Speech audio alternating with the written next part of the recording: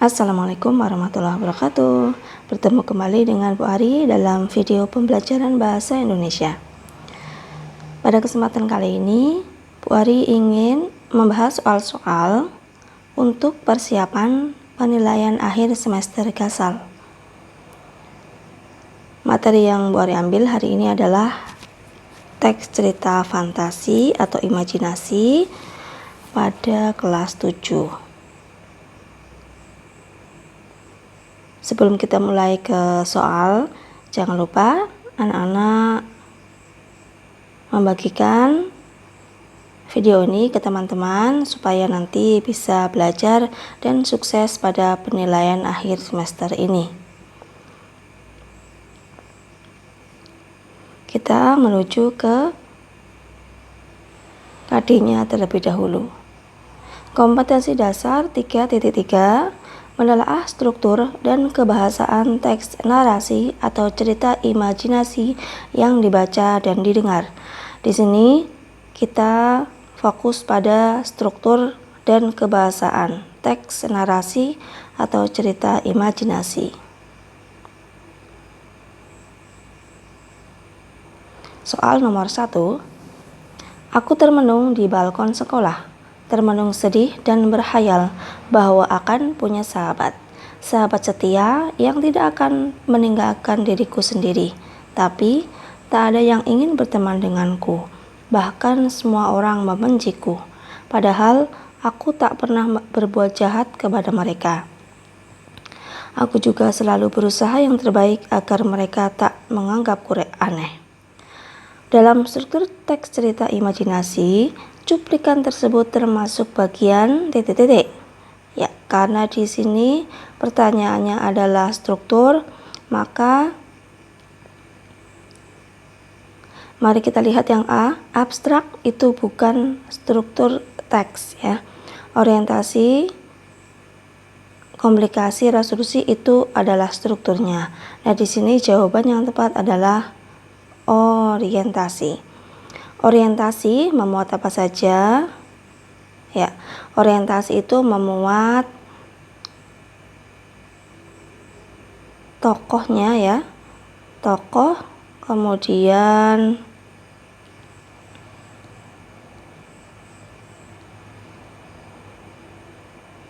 tokoh dan latarnya. Pengenalan tokoh, pengenalan latar, itu teks fantasi pada bagian orientasi. Kemudian bagian komplikasi itu memuat masalah dan ketegangannya, dan bagian resolusi itu penyelesaian masalah. Jadi jawaban yang benar di soal nomor 1 adalah B, yaitu orientasi. Di sini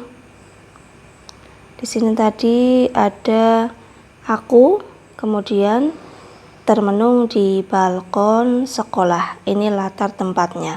Jadi jawabannya adalah B. Nah, pada pertanyaan yang berikutnya sudah terjawab tadi ya. Latar pada teks tersebut adalah, berarti jawabannya tadi rumah sekolah, balkon sekolah, halaman sekolah. Karena sudah terjawab, maka jawaban yang benar adalah balkon sekolah. Kalau sekolah memang betul, tapi di sini lebih tepatnya di balkon sekolah. Karena kalau di sekolah itu ruangannya macam-macam, bisa ruang kelas, ruang guru, kantin, perpustakaan, laboratorium. Tapi yang tepat di sini adalah balkon sekolah. Jadi kalau menentukan latar itu harus yang lebih khusus ya. Kalau sekolah itu yang umum, tapi yang khusus itu ruangannya banyak, misalnya WC, kelas, perpustakaan, dan lain-lain. Dilanjutkan soal yang lain. Oke. Kini Casey sudah punya sahabat, walaupun ia tahu bahwa sahabatnya itu ada di cermin. Rory pun setia menjadi sahabat cermin seperti apa yang diinginkan Casey. Casey pun tak perlu lagi punya sahabat lain. Baginya, Rory sudah lebih dari cukup. dan tak ada yang bisa menggantikan kedudukan Rory di hati Casey. Setiap hari, Casey berharap Rory akan menjadi manusia utuh dan tidak lagi menjadi sahabat cermin. Tapi entahlah kapan itu semua akan terjadi. Cuplikan teks tersebut termasuk dalam bagian titik-titik dalam struktur teks cerita narasi. Kalau kita lihat dari sini, di teks ini, Casey itu sudah memiliki teman. Dia sudah punya sahabat yang namanya Rory. Jadi di sini sudah ada penyelesaian, ya, sudah ada penyelesaian. Nah, bagian dalam teks narasi atau imajinasi yang memuat penyelesaian yaitu kita lihat di pilihan kode, abstrak, resolusi, komplikasi. Kode dan abstrak itu bukan bagian teks narasi, sedangkan yang C dan D itu iya. Tapi kalau komplikasi itu masalah atau ketegangan, jadi bukan. Jadi ini sudah ada penyelesaian, maka yang tepat adalah resolusi.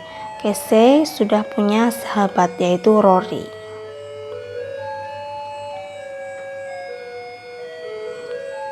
Nah, di sini orientasi ya, tadi ya isinya Bu Ari ulas kembali. Orientasi itu memuat tokoh dan latar. Komplikasi itu ada masalah, ketegangan. Kemudian resolusi itu sudah ada penyelesaian. Jadi hanya ada 3 bagian teks narasi atau imajinasi.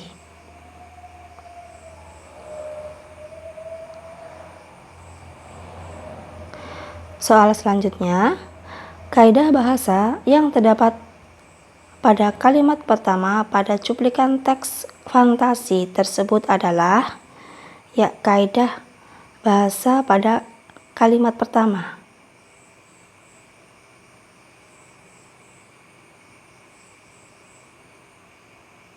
Ya, kalimat pertama di sini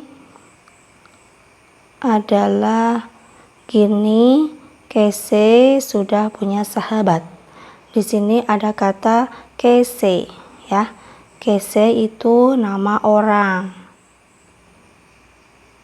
Nah, yang ditanyakan adalah fokusnya pada kalimat pertama, yaitu Casey sudah punya sahabat. Yang A kita lihat penggunaan ungkapan keterkejutan ini bukan, penggunaan dialog atau kalimat langsung juga bukan, kata sambung urutan waktu juga bukan. Nah, ini jawabannya. Penggunaan kata ganti dan nama orang. Ya, di sini ada nama orang. Ya, kita lihat di sini.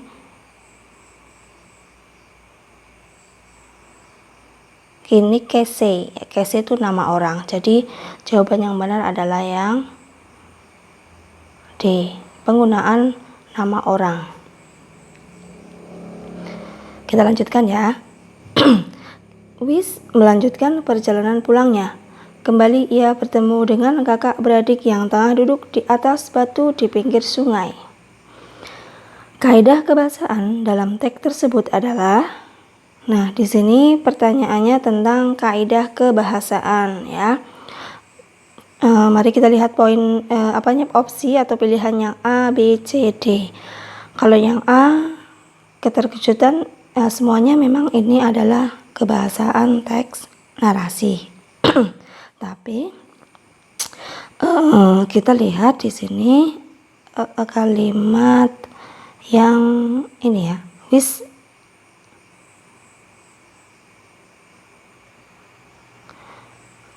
ini kemudian iya, karena ini hanya satu kalimat ya. Satu kalimat berarti penggunaan keterkejutan tidak ada. Ungkapan keterkejutan itu misalnya wow, kemudian boom ya, atau celing. Nah, itu keterkejutan. Kemudian dialog itu tidak ada ya. Terus kata sambung urutan waktu juga tidak ada. Urutan waktu misalnya saat, kemudian setelah itu. Di sini tidak ada. Berarti yang paling tepat adalah penggunaan kata ganti, yaitu iya. Nah, kata iya ini adalah kata ganti yang menggantikan tokoh with. Bisa dipahami ya? Mari kita lanjutkan. With menatap kakak perempuan yang buruk rupa kemudian menjadi iba. With lalu mengambil belimbing putih dan diberikan kepada sang kakak. Saya tidak sakit, Pak Kurcaci, kata sang kakak. Kaidah kebahasaan dalam teks tersebut adalah, ya, kita lihat pilihan yang A, B, C, dan D. Semuanya ini juga termasuk kebahasaan teks narasi atau imajinasi. Tetapi kita analisis teksnya, ya.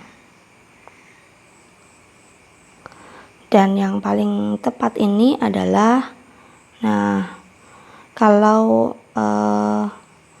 with ini nama orang ya. Kemudian ini keterkejutan tidak ada. Penggunaan dialog kalimat langsung ya ada di sini ya. Saya tidak sakit, Pak Kurcaci. Ini adalah dialog. Kita kunci jawaban yang B. Kemudian urutan waktu juga ada ya ternyata ya. Ini soalnya ternyata jawabannya ada 2 ya. Hati-hati ya ini ya. Jadi penggunaan kata ganti di sini tidak ada ya.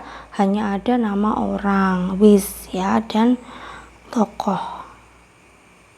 Saya juga bisa ya. Di sini yang tepat itu B ya sebetulnya ya. Tapi di sini ternyata ada kemudian itu urutan waktu. Jadi bisa B, bisa C ya. Nah, di sini saya tidak sakit, Pak Kurcaci. Ini ada dialog atau kalimat langsung ya. Kemudian di sini juga ada kemudian itu urutan waktu ya. Begitu. Soal yang lain kita lihat. Mereka pun berjalan mencari jalan keluar dan mencari pertolongan dengan berjalan ke dalam hutan. Saat mereka di dalam hutan terdengar suara boom yang kencang dan membuat tanah bergetar. Mereka pun menghampiri sumber suara itu dengan rasa berani. Kata boom pada teks tersebut merupakan ciri kebahasaan teks fantasi, yaitu ya sama seperti tadi soalnya ya, hampir mirip. Di sini penggunaan kata boom itu termasuk ciri yang mana? Ungkapan keterkejutan kita kunci jawabannya A. Ada di sini tidak ada dialog ya, tidak ada kalimat langsungnya. Kemudian urutan waktunya ternyata ada teman-teman, ini ya anak-anak, ada saat. Jadi urutan waktu bisa. Kemudian nama orang tidak ada. Berarti jawaban yang benar itu bisa yang A, bisa yang C ya. Ini hati-hati nanti misalnya ada soal yang sama jawabannya, tapi di sini kata boom ya, kata boom itu menunjukkan apa? Menunjukkan keterkejutan atau sesuatu yang mengejutkan. Boom, nah itu sesuatu yang mengejutkan. Tapi di sini ada yang mengecoh, yaitu urutan waktu, yaitu kata saat. Nah pertanyaannya di sini kan boomnya bukan saatnya. Jadi yang paling tepat adalah yang A. Nah, ketika melihat soal juga harus hati-hati ya, karena soal itu kadang-kadang ada satu kata yang mengecoh, yang membuat sebetulnya kita paham tapi jadi salah dalam menjawab. Oke anak-anak, kita lanjutkan ke soal yang lain. Di suatu desa yang damai, hiduplah 2 saudari kembar yang mempunyai kekuatan sihir. Mereka ialah Pino dan Pina. Unsur kebahasaan dalam cuplikan kalimat tersebut adalah, ya, di sini masih cerita fantasi ya, karena pembahasan kita cerita fantasi atau imajinasi. Nah, kita lihat di sini pertanyaannya masih unsur kebahasaan. Yang A menggunakan kata depan. Kata depan itu apa saja? Kata depan itu ada di, ke, dari, dan pada. Ya, ternyata kata depan itu bukan ciri teks fantasi ya. Kemudian kata ganti nama orang. Ada ya di sini ya, kita kunci jawabannya Pino dan Pina. Mengandung dialog atau percakapan. Tidak ada dialognya ya di sini ya. Kemudian kata hubung urutan waktu. Saat, kemudian, tidak ada. Berarti kita kunci jawabannya. Jawabannya adalah menggunakan kata ganti dan nama orang. Tidak ada kata ganti tapi hanya ada nama orang, yaitu Pino dan Pina. Jadi jawaban yang benar adalah B. Ya, demikian tadi pembahasan kita tentang teks cerita fantasi atau imajinasi. Anak-anak bisa mengulang-ulang kembali soal-soal yang sudah saya bahas tadi. Jadi ketika ada soal yang ada teks yang lain tapi soalnya setipe, anak-anak bisa mengerjakan. Terima kasih. Kita lanjutkan nanti ke pembahasan soal contoh-contoh soal teks fantasi yang lain. Wassalamualaikum warahmatullahi wabarakatuh.